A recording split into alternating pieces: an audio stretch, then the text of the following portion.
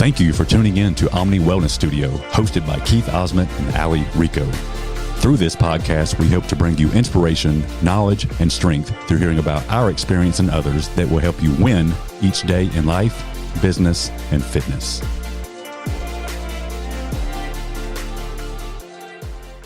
We are back with the Omni Wellness Studio. I am Ali, and I am here with Amanda Dewitt. She is the owner and operator of Ideal Meals.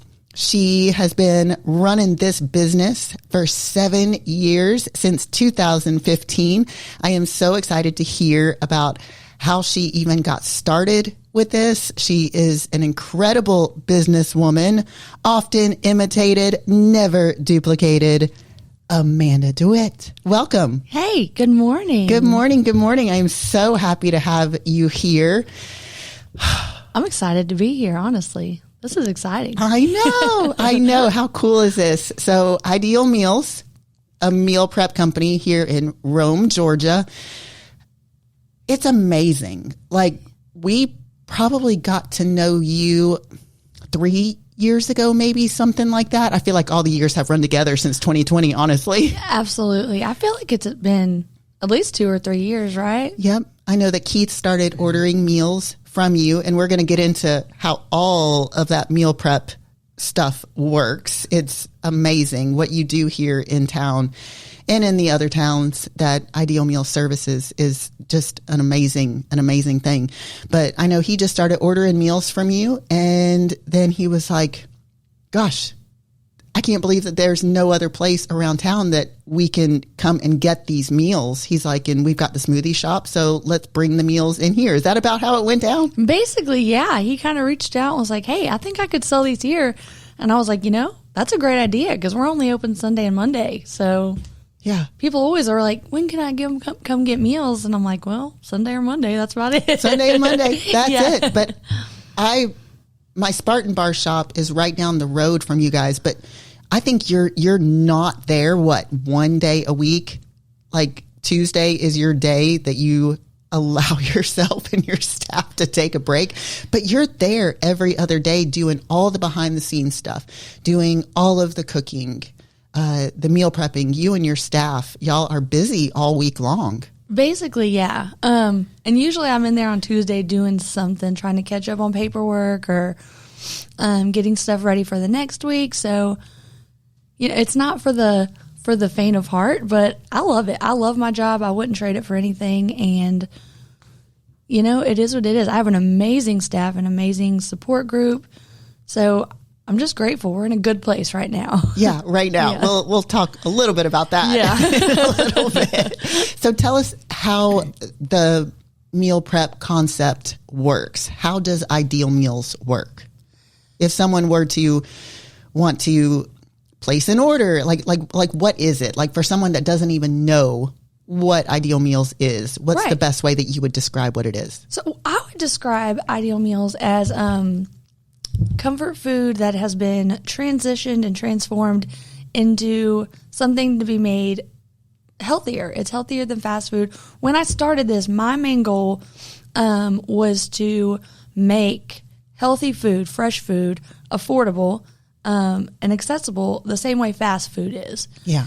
And so, you go online, we change our menu up every single week so that people don't get bored eating the same chicken, broccoli, rice, what is considered healthy every single week. And you just go on there and you order, and you have all your meals for the whole week at one time. You get them and you put them in your fridge, and they're just accessible. They're affordable, they're accessible, and it's food that you want to eat. It's not food that you're like, if I eat chicken one more time. That's kind of where I am right now. Yeah.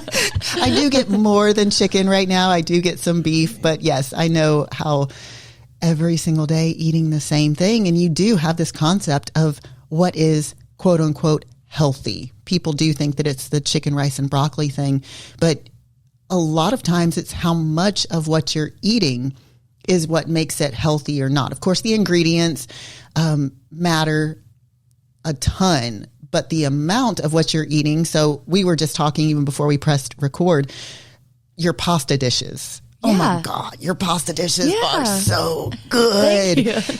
But it's not like that you're getting an entire container full of pasta. Like people think that carbs are bad and pasta is bad. Well, no, not when you're having it with a good protein and you've got good fat in there. And it comes with the variety and the flavor and all that stuff.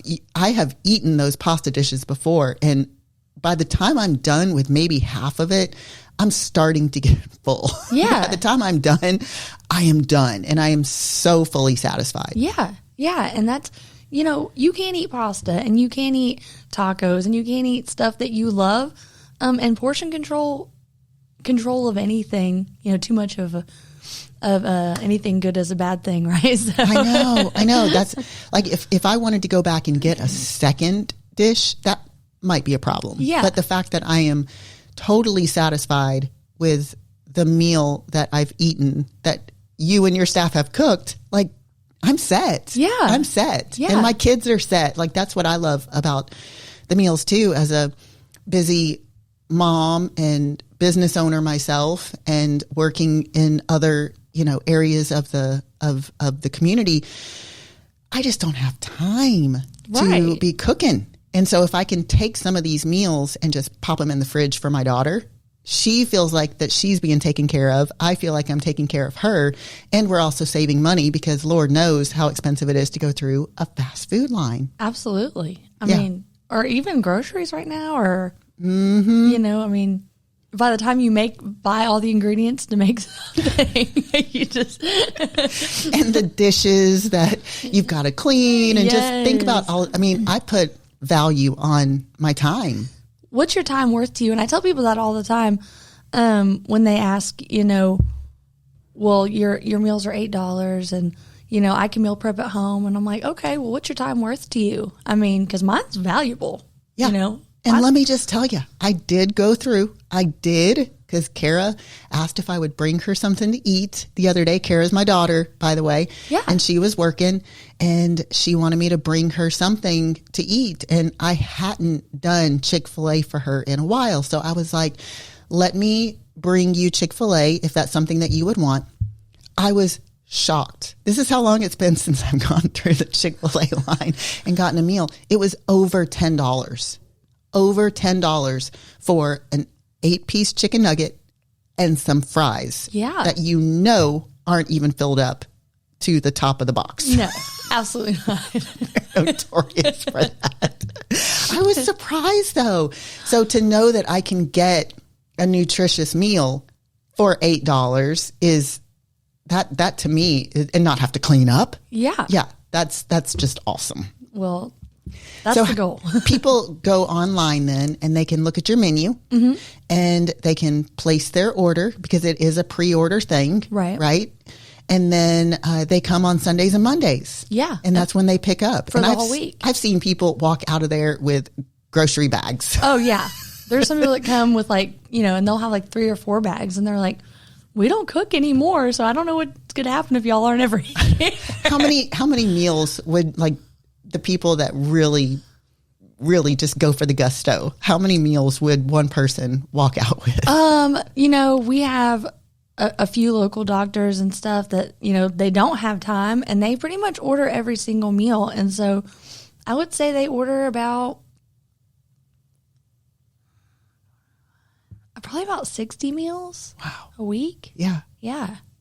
They're awesome. Yeah. They're so good. If I was that busy, holy crap, I would want to stop. I would need a whole separate fridge. I'd need a whole separate fridge. So when we were talking earlier, and I don't even know where I was getting the number of years that you've been doing this. It's 7 years. And you said that you had started this in 2015 when you were in nursing school. And that was something that I didn't know. So tell me a little bit about pre-ideal meals. Like, what was your life like before and what led into this whole crazy venture? Because to me, cooking is just crazy in general. I am not only am I not the best cook, I just don't like to cook. Right. I don't. It's got to be very, very simple type Right. of stuff for me to do it. So for someone to actually start a business, not only cooking, but cooking for hundreds of people. Yeah. It's just mind-boggling to me. So take me back. Okay. All right. So,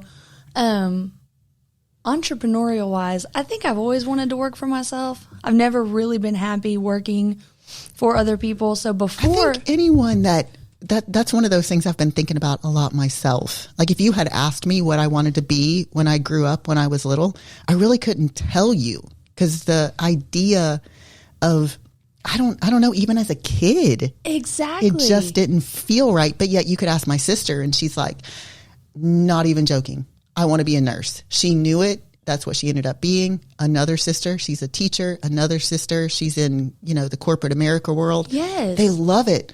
Oh, that does not sound fun to me. No. And same story as a kid. Like you could have asked me what I wanted to be and I would have been like a dancer, an actress, and they'd be like, man, you have to pick a career. And I'm like, I don't want to work for people. I don't like it. No. And I have worked for people. I have. Yeah. Like, it's not like that I don't know what it's like to work for people, but I've worked for people enough, and some really, really good people. These aren't like terrible people that I've worked for. Right. It just wasn't for me. I just didn't like it. I like having my freedom. Like I put a lot of value on freedom. And that's freedom not only with my time, but freedom with what I can wear, how I wear my hair, Yeah. what I say. Yeah. All of that stuff matters to me. The amount of money that you get paid, that correlates exactly to how hard you work. Because if you work for somebody else, you can work until you die. They still gonna pay you $10 an hour.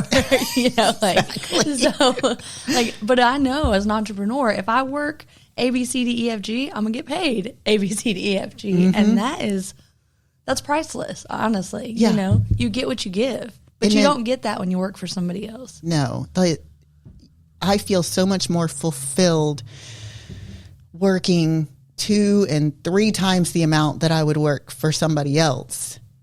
I am so much more fulfilled that way than if I were working what I call a time clock job. Yeah, The time clock job for me, it's just one of those things where, yes, you can, the beauty of it is you can leave it behind. And I am sort of envious of people that can walk away and go home and actually turn that part of their life off. When you're an entrepreneur, that doesn't exist. No, there's always a Facebook message coming. There's always a text message coming. There's always something on fire. There's always something broke down. There's always Your mind, if anything, the creative mind is always working, and recipes are probably floating through your head, and what can we do next week? And it's like, there is no shutting that off. But at the same time, I wouldn't want it any other way. Exactly. I wouldn't either. I wouldn't trade it for anything, especially not to go back to working for somebody else. Right.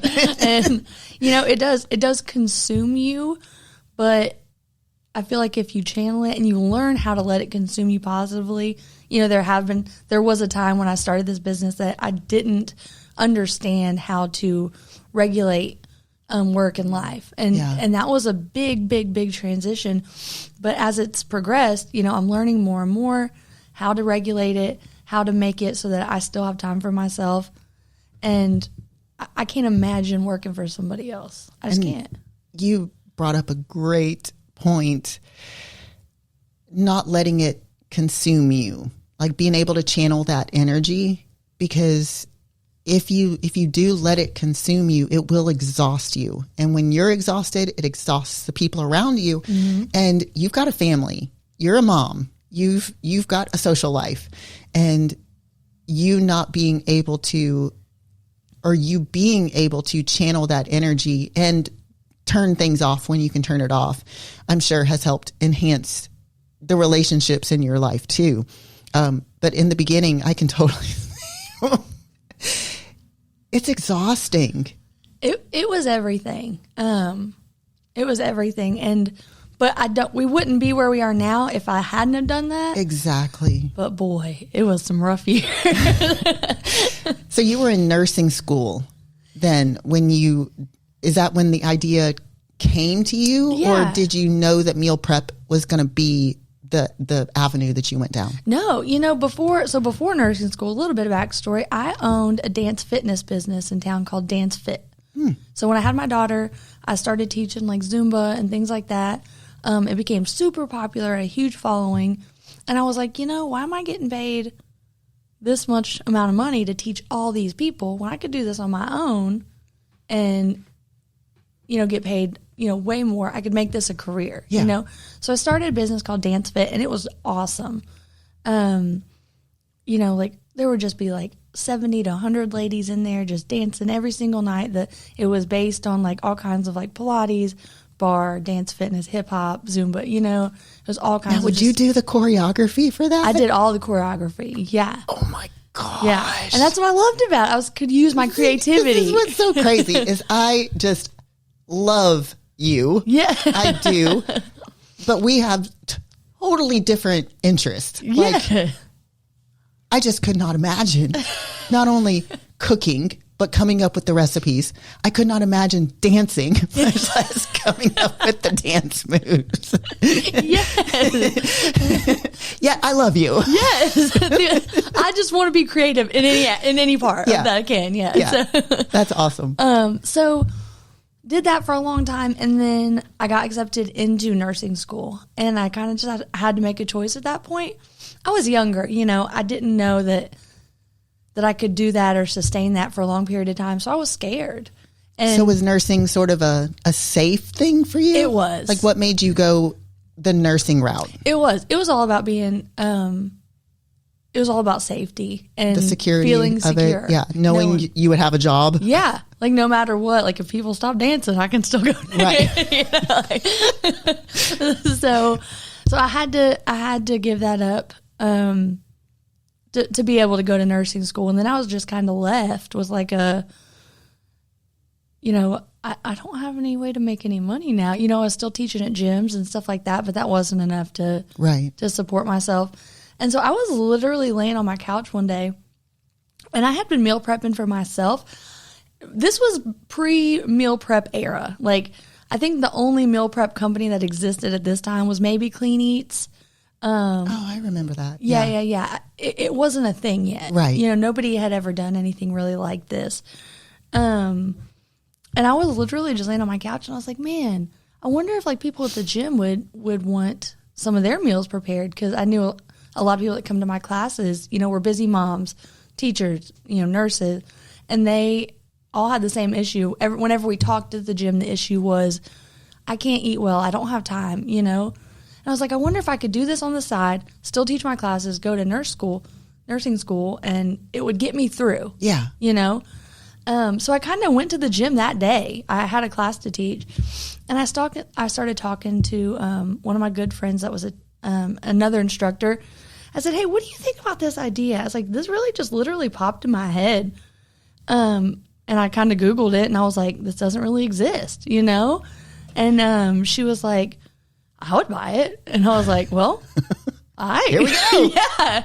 So I talked to a few more people. I kind of put it on the internet, kind of gauged interest. And then I started doing it.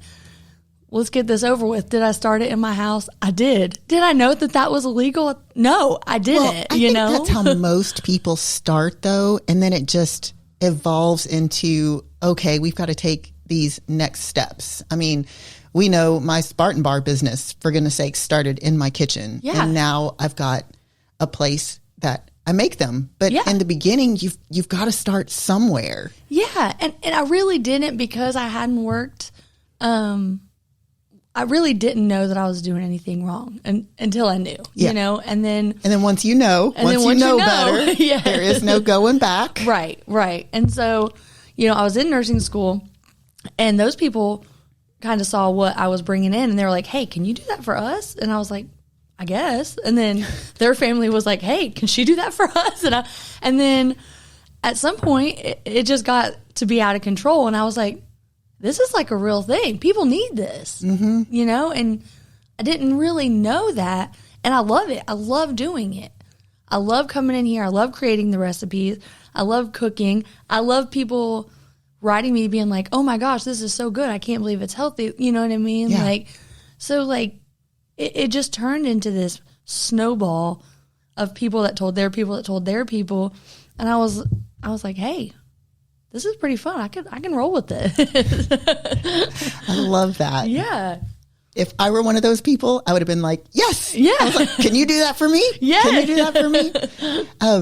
And when you did decide you were going to get out of your kitchen, how did you even figure out where to go? Like, I mean, there's a whole process that goes into, oh gosh, not only just getting the business license, but finding a place and doing the inspections. I mean, it's a big deal.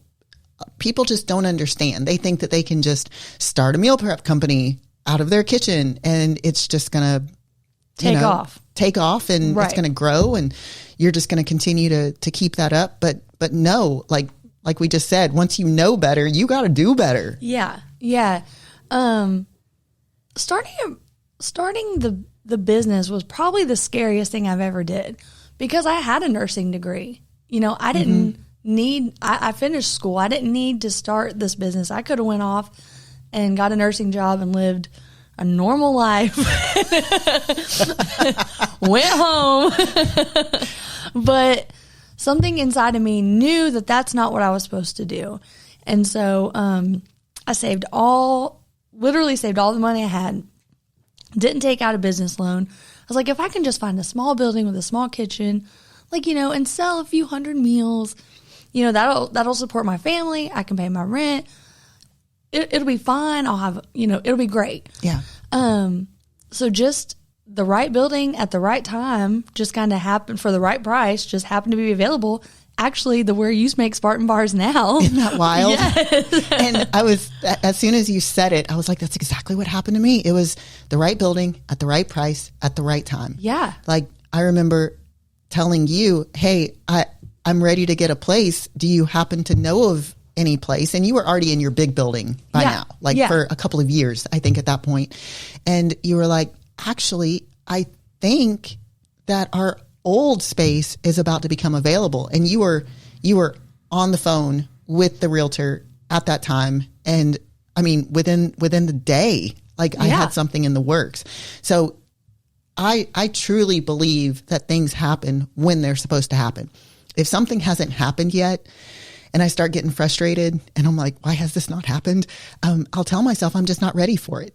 Yeah. Like I must not be ready. And when I'm ready, I'll know it. And everything falls into place in just the right time. Absolutely. I totally believe that. Like if it's not meant for you, it's not going to work out for you. Exactly.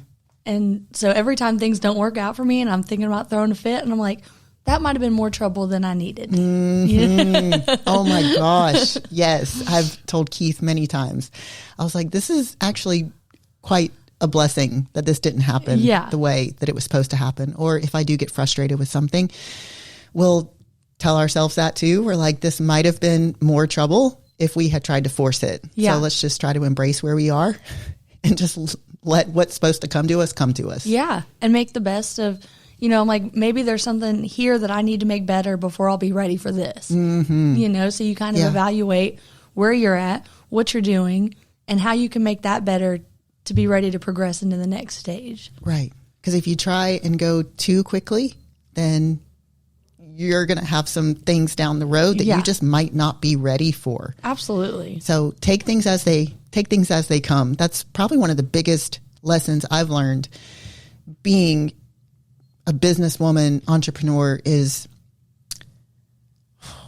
you just can't do things too quick, but at the same time, you can't be too slow to do things either. You really have to be in tune with what's going on around you and what's going on within you, and just follow your gut. Yes. And you have to really think, am I not doing this because I'm scared or because it's not working out? Mm-hmm. And those are two different things. And I think people get those confused because a lot of times we don't progress or move forward because we're just scared. Yeah. But it's not because it's not time for us, you know? So also being able to recognize between those two, I think has really been useful. Yeah.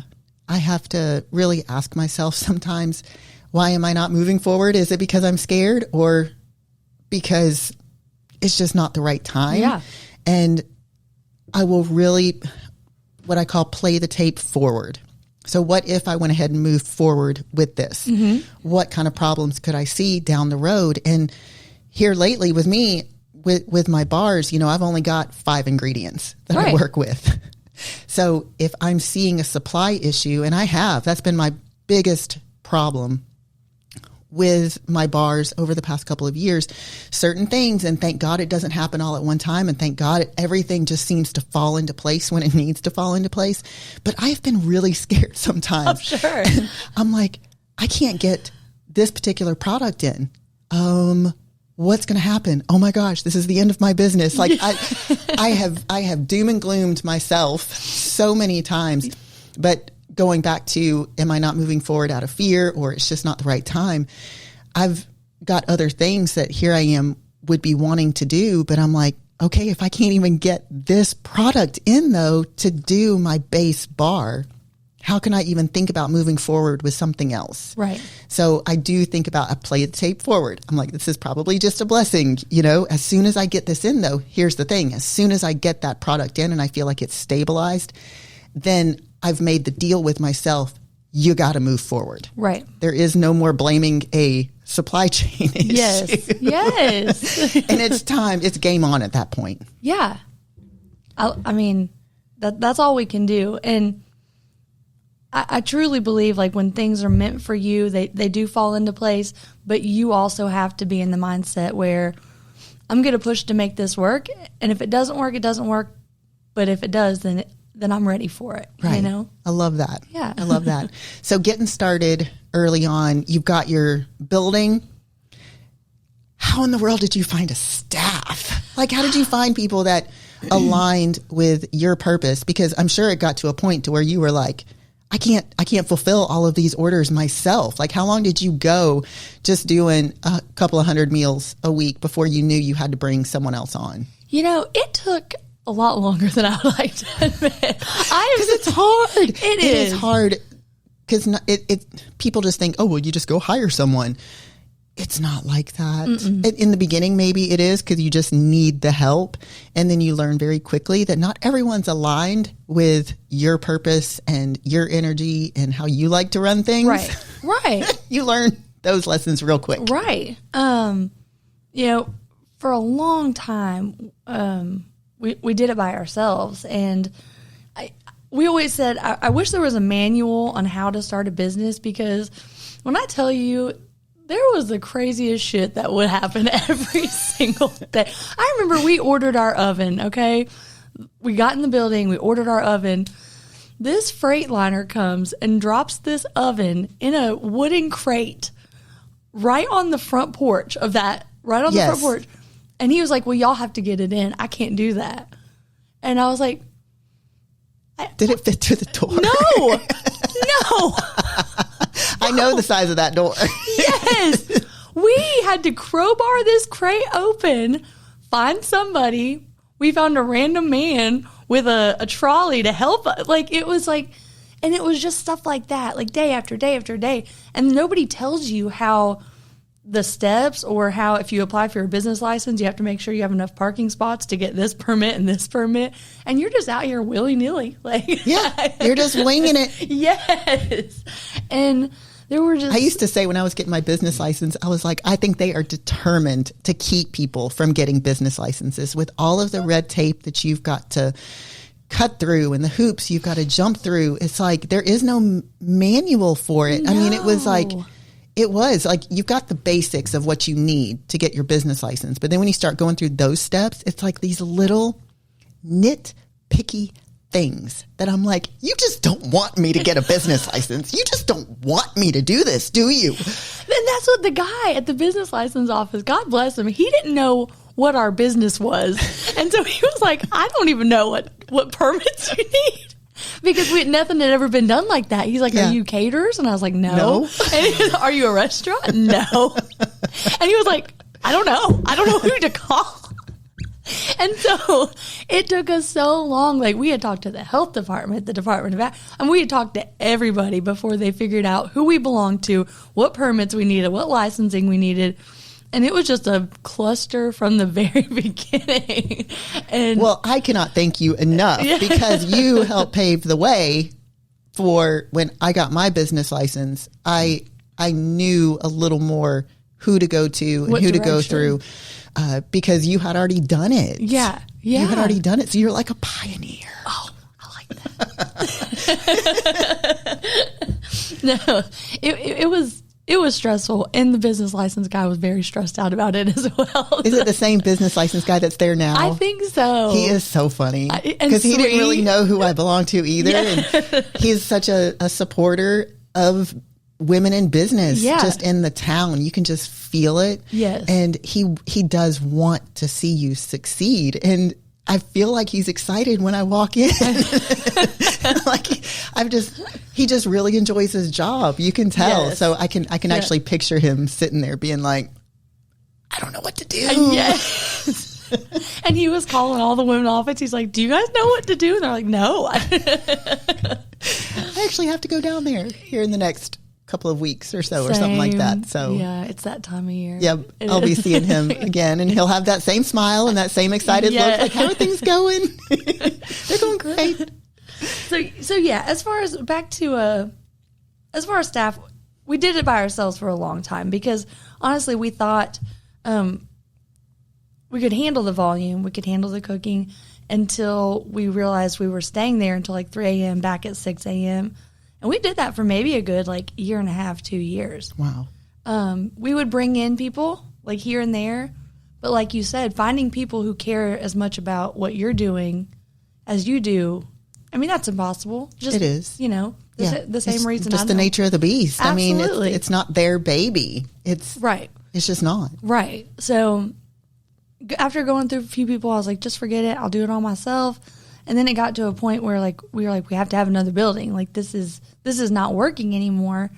And then that's when the staff came. And, you know, you go through about 10 or 12 people before you find one that you're like, this is going to work out, you know? Mm-hmm. And I was so lucky as we just kind of found people that are passionate about what we're doing, that match our vibe, that they love, you know, coming to work with just we're a group of like-minded individuals. Yeah. You know, and I think running a small business, having somebody that matches like your frequency is just as important as any other part of the job. Oh, absolutely. We see that at the smoothie shop. The team that we had when Keith first took the store over back in 2019 is totally different than the team that we have now. And that's not to say anything bad about the team that started with us before. It's as we grew, certain people are just going to fall off. Yeah. Because they're not ready to grow with you. They're just not there. Right. It's like any other relationship. And we understand the importance of that now moving forward, that we need people that want to grow with us. They need to know that we're in expansion mode. We're this is not where we intend to be a year from now. Right. So if this is good for you, then this is going to be good for you right now. But a year from now, it may be a little too fast paced. We may have raised the expectations. You just have to know that we are leveling up every single week, every month. You know, it may take a couple of months, but in a year from now, we are definitely going to be further ahead than where we are now. So you either grow with us or you don't. Yeah, absolutely. You know, and you have to find people that are happy. You know, some people are just happy being stagnant where they are, and that's fine for that time of, you know, for that period. Yeah. But we're always looking for people that are, because all the same, like I want to grow, I want to expand, and I want people that I can trust to run my store so I can go open other stores, you know? And because you are also in Cartersville and you are in Calhoun, you've got pickup locations. Your main location is here in Rome. This is where you do all of the cooking. You've got your pickup location here Sundays and Mondays, but you also have pickup locations in Cartersville Sundays and Mondays and in Calhoun Sundays and Mondays, right? Right. Okay. Yeah. So their storefronts, kind of like, just like Rome, except we don't do the cooking there. Right. Yeah. So you've got your vehicles. Well, yes, we have the refrigerated vans. So the next step for me is to open another kitchen somewhere else, and then have that territory surrounded by many pickup locations like we have in Cartersville and Calhoun. Yeah. So you're in growth mode too. Always. Yes. Yeah. Yes. Always. But you know, it's it's finding the right staff, like you said, that can grow with you. Yeah. And I honestly feel like we're getting there. I feel like I have an amazing staff right now. I can see it. Oh, yeah. I'll bring bars by because we sell the Spartan bars through your menu, and you'll give me the order on Fridays, because cutoffs, by the way, people, if you're wondering, you can order through the week. She opens up her menu on Sunday mornings. You can order through the week. Friday is the official cutoff, Friday at 5. But you've been selling out of meals way earlier in the week just because of the popularity and the demand, and people just want to eat better, and they want to eat more affordably, and they want to eat more nutritiously.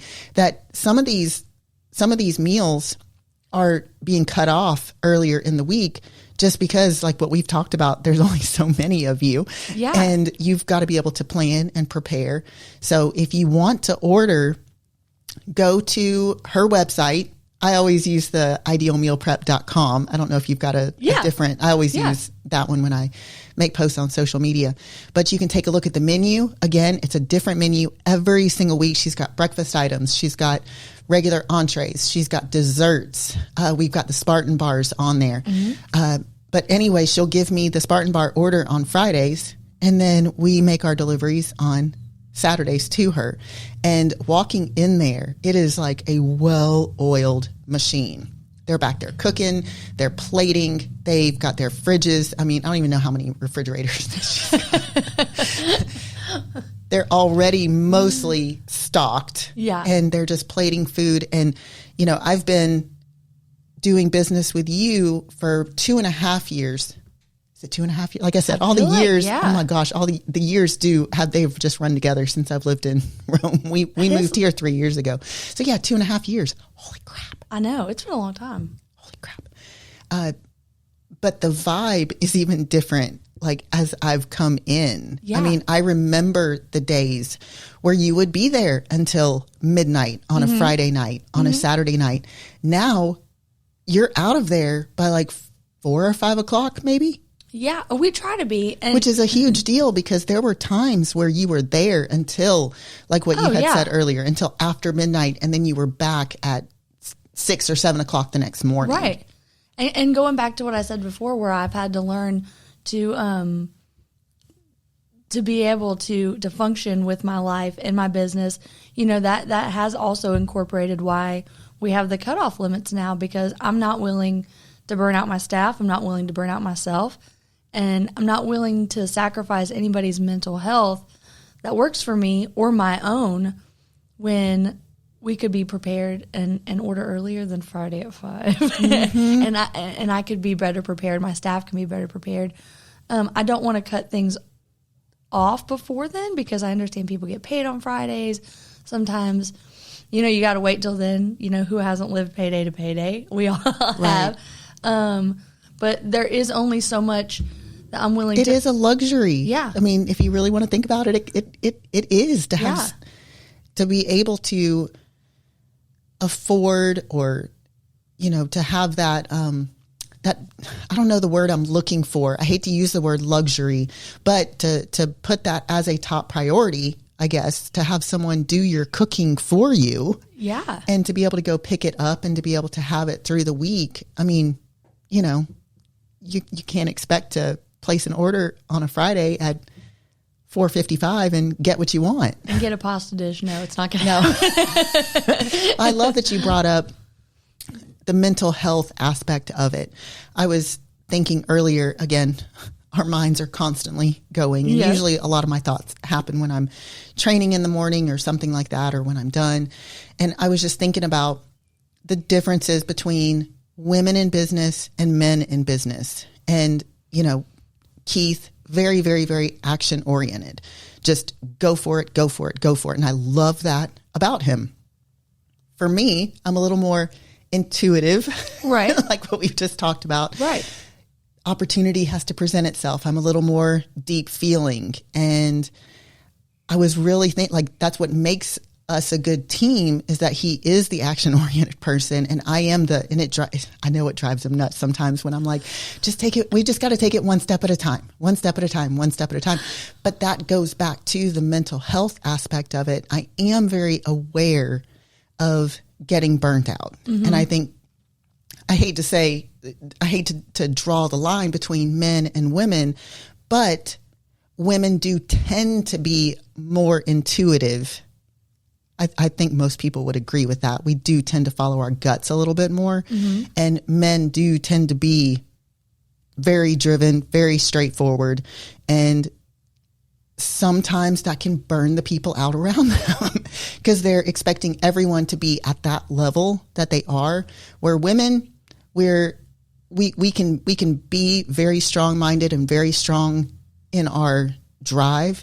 But at the same time, we do have that gut feeling and that intuition. And I think that does serve us well in business. What do you think about that? Absolutely. I see both sides because I think I'm a very, very driven person and I will work until I die. Mm-hmm. Like I will work until you can't work anymore. I will put in whatever it takes to be successful. That's just who I am as a person. Yeah. And so that's why you're so successful and that's why you're where you are. But being able to draw that line has come over the past few years.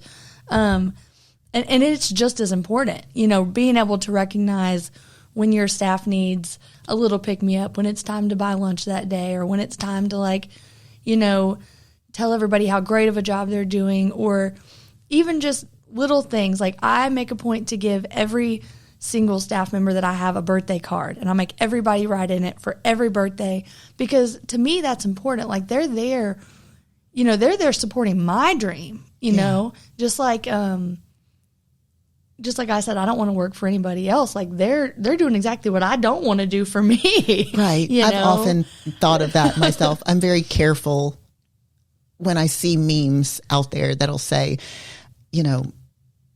if you don't, I can't even think of what it says now.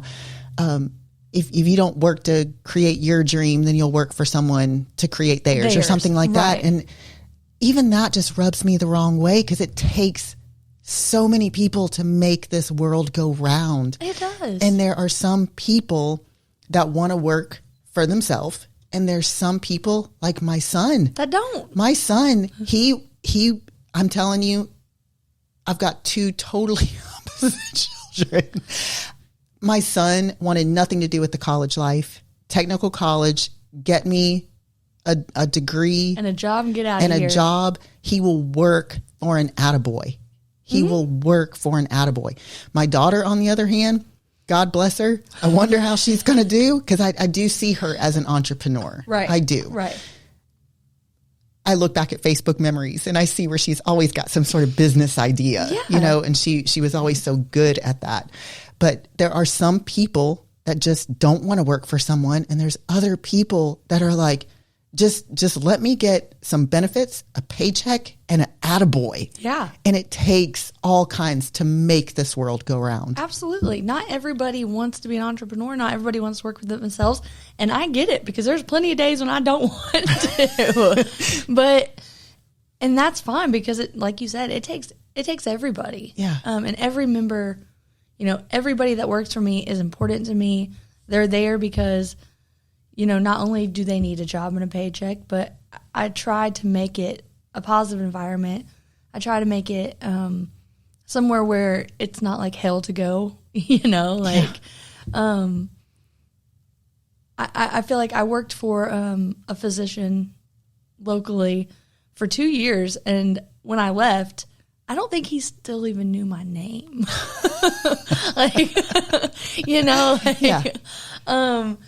So just making the people that work for you feel and know how valued they are to you, I think is just as important as monetary compensation. Yeah, because you couldn't do it alone because I've tried. You've tried.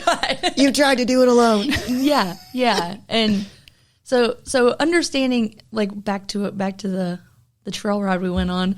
I understand, like Keith, like let's do this, let's do this, let's do this, go, let's go, go. But then at some point you have to realize not only am I burning myself and my staff out, I'm also burning out the people around me, because when I'm exhausted, I treat everybody like I'm exhausted, you know, and I'm not happy because I'm not working out. I'm not eating well because I'm just shoving food in my mouth whenever I get a second, you know, that I'm not doing stuff. You're so busy feeding everybody else that you don't feed yourself. Yeah. So you let everything about yourself go to the wayside while you're busy taking care of everybody else, and it doesn't work. At some point, it doesn't work anymore. So that brings up an interesting topic. As women, we do tend to take care of everybody else. Like, that's just what's expected of us. We take care of our families and we take care of our kids, and we're expected to take care of ourselves. But then we're trying to build businesses at the same time. And it's like, how in the world do you even find that balance? Is there even such a thing? There's such a double standard, and I could talk about this for hours. I know. Because there really is, between men in business and women in business. It's two totally different beasts. It is. You know, I feel like people, when they meet me in a business situation or in a business setting, say like vendors or people that just deal with me in business, would say, that lady's rude. That lady's a bitch. That lady is unkind. And it really makes you doubt yourself, because you think, am I those things? And then after thinking about it, you're like, you know, I'm not those things. I'm not rude. I'm not unkind. I'm not mean to people. I do my best to be kind to everyone. But what I'm not willing to do is let people disrespect me. Right. And I feel like in the business world, when you command respect as a woman, you are seen as rude. Mm-hmm. Because we're supposed to be passive. We're supposed to be kind and gentle. And we're supposed to just, like, okay, that's fine. We're supposed to say, I am so sorry to ask you this, but can you please shut that door behind you when you bring that in? Yeah. Do you mind? Can you please do that? No.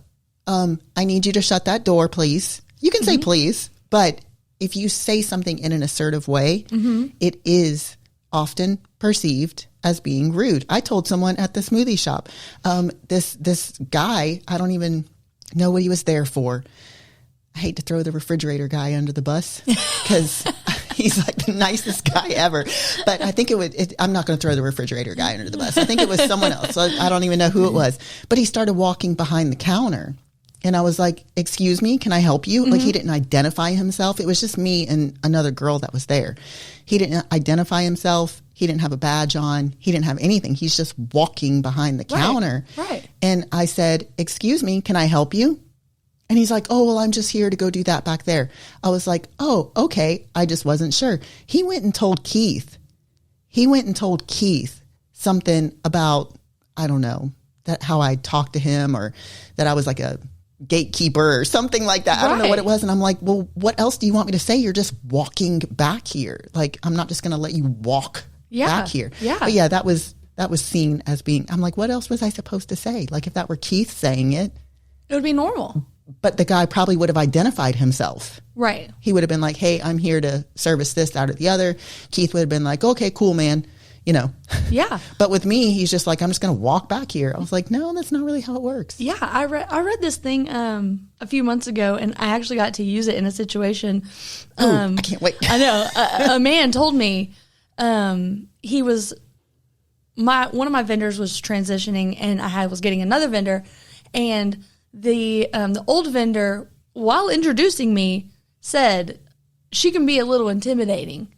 And I said, am I intimidating, or are you intimidated? Because I'm not responsible for how you feel about me. I love that. I have heard that before. Yeah. Oh, and I've also heard that I am intimidating. Yeah. I've been hearing that since I was 16, 15. Yeah. Yeah. They'd be like, boys don't like you because you're intimidating. Yeah, same. And I'm like, oh, well, how do I not be so intimidating Am I not so supposed boys to? will like me? Am I supposed to lessen myself so boys will like me? Apparently so. Let me just tell you, that didn't go over so well later in life. The less intimidating I became, I attracted someone who, thought that I wasn't very intimidating. Well, you can only suppress that for so long. Right. And then once you start to come into your own, then all of a sudden you're intimidating and aggressive. And it's like, well, this is kind of who I am, but I lessened myself so you would like me. And it didn't end well. It never does. No. Because, I'm not an intimidating person. I'm an assertive person. Yeah. And I'm going to tell you how I feel. And I'm going to tell you what I want and what I need and if you feel some type of way about any of those things, then those are your issues. They are. And I think just being a woman in business, dealing with mostly men, dealing with, the health and fitness world is a male dominant world. Mm-hmm. It just is. And so dealing with men that come into my store that are asking me questions about the meals, and they don't think that I have the answers. And I'm like, listen, I know everything about these meals. I know everything. I know the macros. I know the serving size. Like, I don't really know why you're talking to me like that. I've had men come in and ask me what my real job is. I've had men come in and say, so what guy's the owner of this place? And I'm just like, I don't know. He's never here. No, I don't see him much. They just assume absolutely that a guy owns this business. Absolutely. That is wild. It is. That this is 2023. Well, and this is still the world that we live in. Yeah.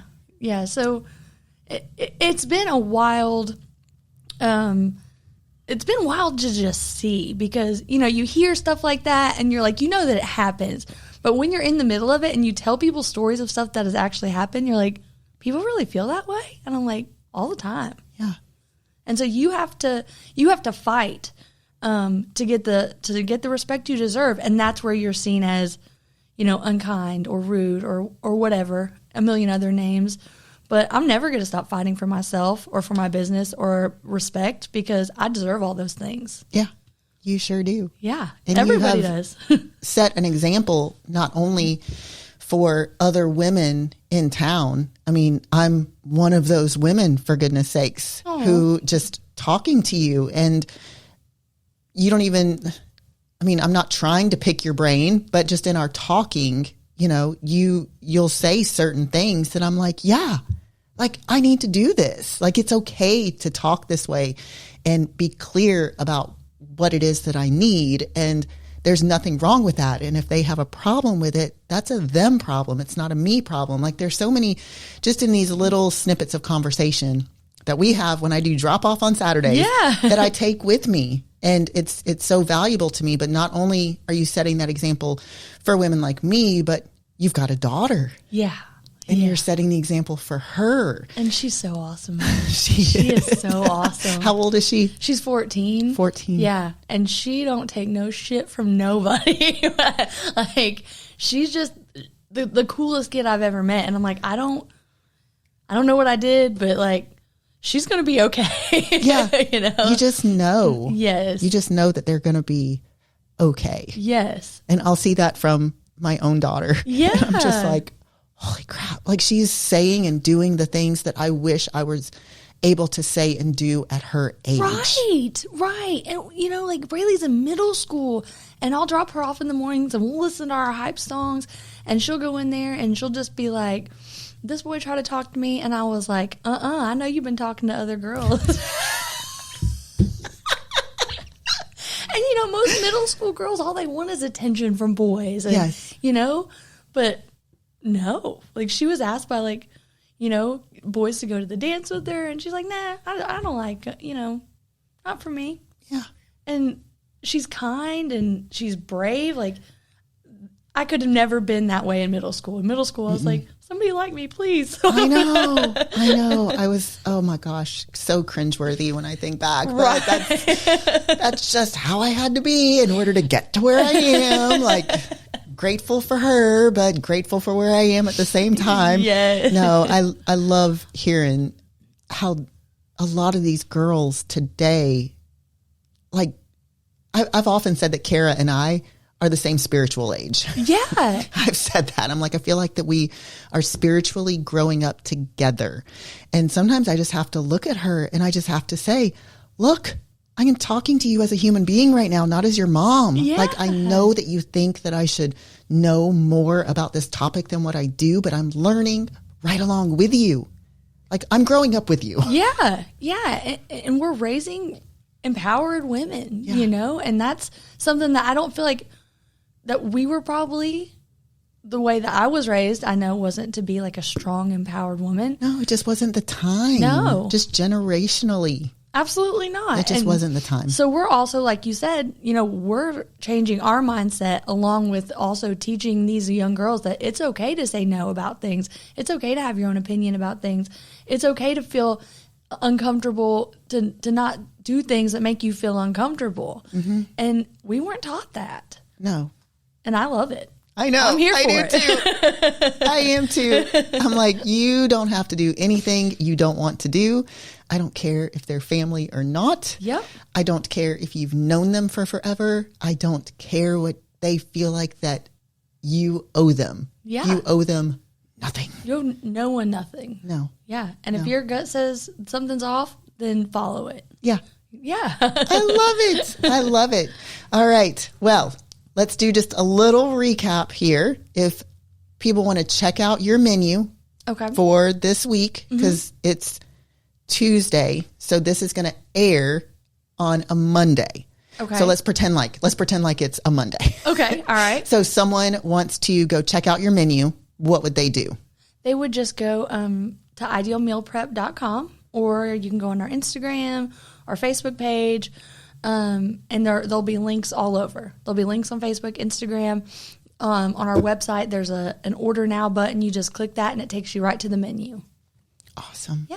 And then they can place their order, and those orders that they place by Friday at 5, but you're going to want to order earlier to get exactly what it is that you want. That's very important for you to know. They'll pick up, they can choose their pickup time Sunday or Monday. Right. Yeah. And then you pick up your whole meals for the entire week at one time. They're good in your fridge for 5 to 7 days. If you don't eat them within 5 to 7 days, you can throw most of them in the freezer. Yeah. Yeah. Because one of the things that I was wanting to say in the very beginning and I forgot about, these are just heat and eat meals. Yeah. It's not like you're putting raw chicken in. It's not like you're putting this raw stuff in a package. That would be way easier. Actually, this is a better idea.